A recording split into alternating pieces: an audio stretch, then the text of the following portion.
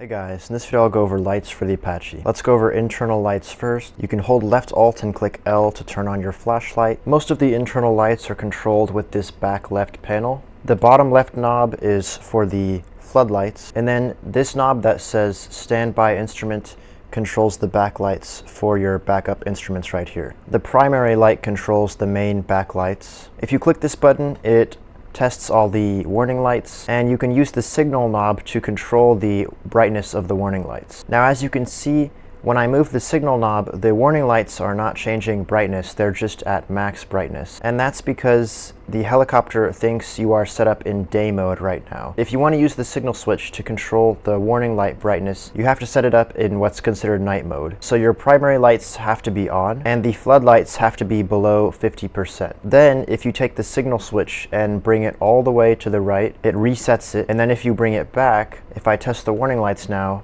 it's considered in night mode.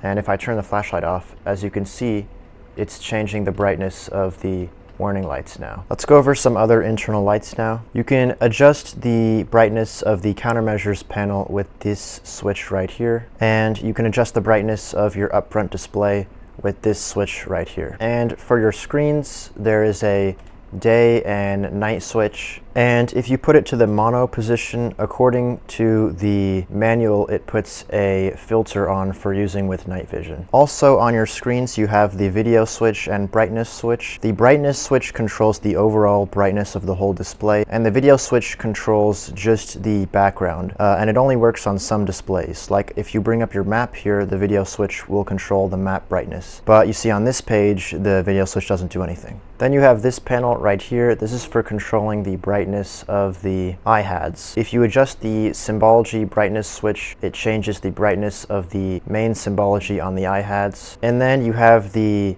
brightness and contrast knobs here, and you have the gain and level knobs here. Right now they don't do anything, but if you have some video displayed on your IHADs, that is what those are for. And then the ACM is automatic contrast mode, but the manual said it doesn't do anything. Now let's go over external lights. The external lighting panel is right here. The formation lights turn on these blue lights in the back of the helicopter. The nav lights here, you can set it to bright or dim, and these will turn on red, green, and white lights on the tail and sides of the helicopter. And then for the anti-collision light, this turns on a blinking light, and you can have it be red or white. Next, let's go over the searchlight. The searchlight controls are on the collective here. This top switch turns it on and off, and this bottom one is for moving it, but unfortunately you cannot click the buttons on the collective, so you have to bind it. So for powering the searchlight, you can bind these three: off, on, and stow, and for moving it you can bind these switches.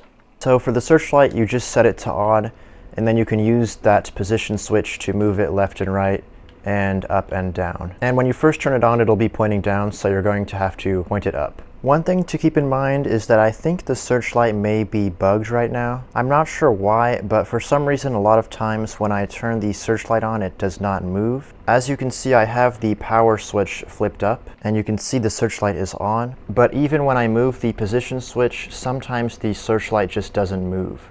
And it's weird because it seems like sometimes it works and sometimes it doesn't work. So maybe I'm doing something wrong, but it seems like it's bugged right now. Next, let's go over night vision. So there's two night vision systems. There's the pilot night vision system, and then there is the TADS. Let's go over the pilot night vision system first. So you're going to need to bind this switch to select which night vision system to use. You can see PNVS or TADS. I'm going to set it to PNVS, and then you can turn it on with this switch. If you have it in fixed, then it'll basically just point the night vision camera forward and display it on your IHADs, but you're probably going to use it in norm mode. So in norm mode, the PNVS will look where you are looking.